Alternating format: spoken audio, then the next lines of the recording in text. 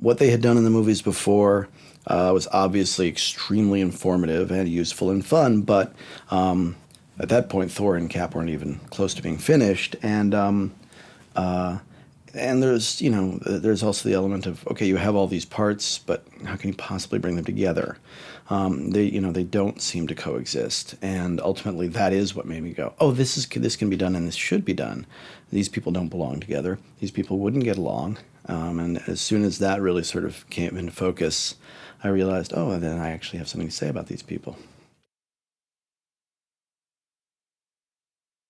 Marvel had a very clear idea of the kind of spectacle that they wanted and sort of their structure, act wise. This conflict here, this here, and which was great for me because then I had something to build off of. And the only thing I was interested in building was, well, how do we get there? How does that matter, and how does that action tell us something about the characters we didn't know? So it's not just a checklist, which is very important to me because you don't want to come off of this feeling like a ride.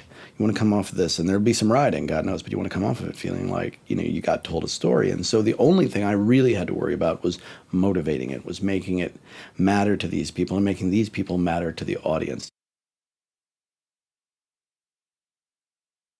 Obviously, Black Widow is a fun character and was played by Scarlett Johansson, 2 points in her favor. She's also a woman. And I was very clear from the start, you cannot have an all-male team.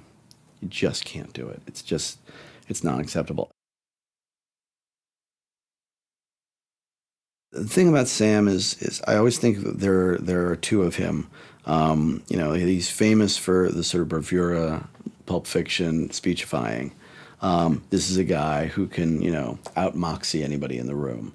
But of course, as a huge Unbreakable fan, I'm also very much in love with the great well of sadness that he brings, and I told him from the very beginning, and my biggest note throughout the film was less shaft, more glass.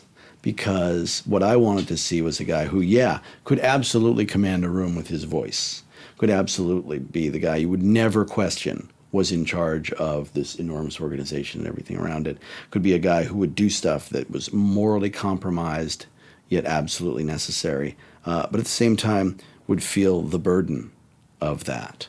To be the leader means to separate yourself from everybody else. Mark was my first wish. Like I made a list of a very short list, and Mark was at the head of it. He was the guy I wanted, and Marvel. And I said, look, I think we want a completely fresh take on this, and I think I know the guy for it. And they're like, well, we're not sure unless it's Mark Ruffalo. We don't even know if. And I was like, what?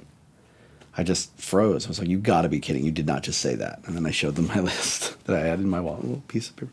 And they were completely on board with that. And I think they'd been interested in him before. And, he, as somebody else that so after Robert, he's probably the person I spent the most time with before shooting, which is Annie. And, just talking about anger and how it manifests and different kinds, and so that we could get the Hulk away from being this roaring creature.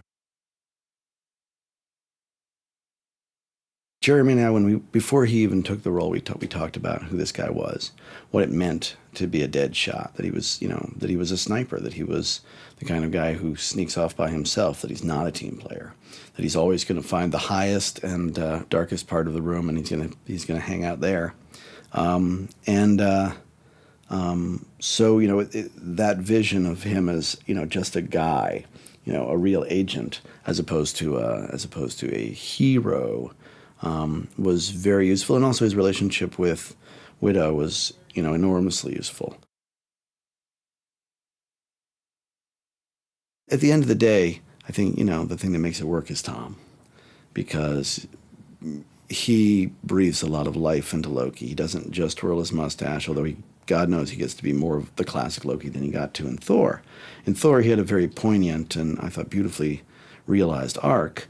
In this, he's past that. You can still see hints of it. You can still see that the resentments and the vulnerability and the Big Brother issues and all that stuff. But he's also gone, to a happier place.